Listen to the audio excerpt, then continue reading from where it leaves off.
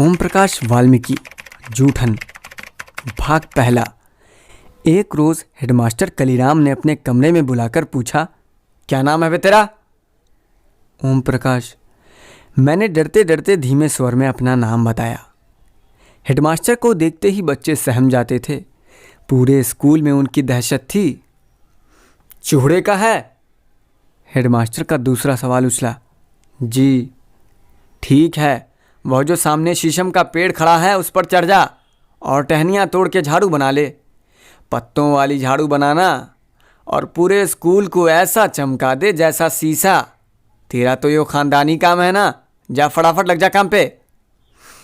Headmaster के आदेश पर मैंने कमरे बरामदे साफ कर दिए। तभी वे खुद चल कर आए और बोले, इसके बाद मैदान भी साफ कर दे। लंबा चौड़ा मैदान मेरे वजूद से कई गुना बड़ा था, जिसे साफ करने से मेरी कमर दर्द करने लगी थी। धूल से चेहरा सिरट गया था, मुंह के भीतर धूल घुस गई थी। मेरी कक्षा में बाकी बच्चे पढ़ रहे थे और मैं झाड़ू लगा रहा था। हेडमास्टर अपने कमरे में बैठे थे, लेकिन निगाहें मुझ पर टिकी हुई थी। पानी पीने तक की इजाज़त नहीं थी। पूरा दिन मैं झाड़ू लगाता रहा। तमाम अनुभवों के बीच कभी इतना काम नहीं किया था। वैसे भी घर में मैं भाइयों का लाडला था। दूसरे दिन स्कूल पहुंचा। जाते ही हेडमास्टर ने फिर झाड़ू के काम पर लगा दिया। पूरे दिन झाड़ू ही देता रहा। मन में एक तसल्ली थी कि कल से कक्षा में बैठ जाऊंगा।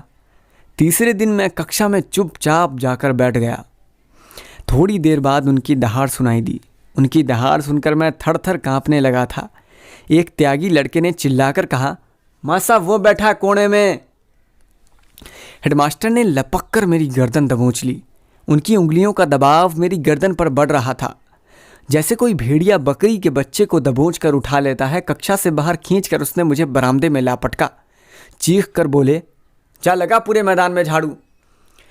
भयभीत होकर मैंने 3 दिन पुरानी वही शीशम की झाड़ू उठा ली।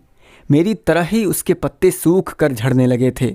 सिर्फ बची थी तो पतली पतली टहनियाँ। मेरी आंखों से आंसू बहने लगे थे। रोते रोते मैदान में झाड़ू लगाने लगा। स्कूल के कमरे की खिड़की दरवाज़ों से मास्टरों और लड़कों की आंखें छिप छिप कर तमाशा देख रही थी।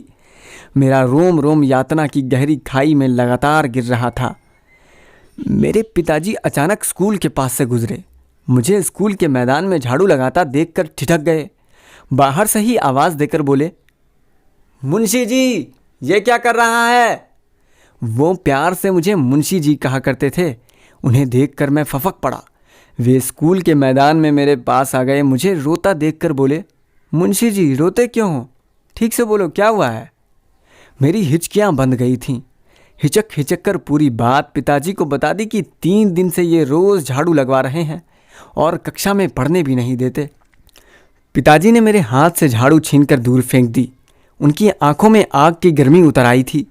हमेशा दूसरों के सामने कमान बने रहने वाले पिताजी की लंबी लंबी घनी मूछें गुस्से से फड़फड़ाने लगी थीं। चीखने लगे, कौन सा मास्टर है वो जो मेरे लड़के से झाड़ू लगवावे है? पिताजी की आवाज़ पूरे स्कूल में गूंज गई थी, जिसे सुनकर हेडमास्टर सहित सभी मास्टर बाहर आ गए थे।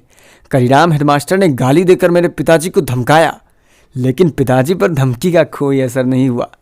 उस रोज़ जिस साहस और हौसले से पिताजी ने हेडमास्टर का सामना किया, मैं उसे कभी भूल नहीं पाया।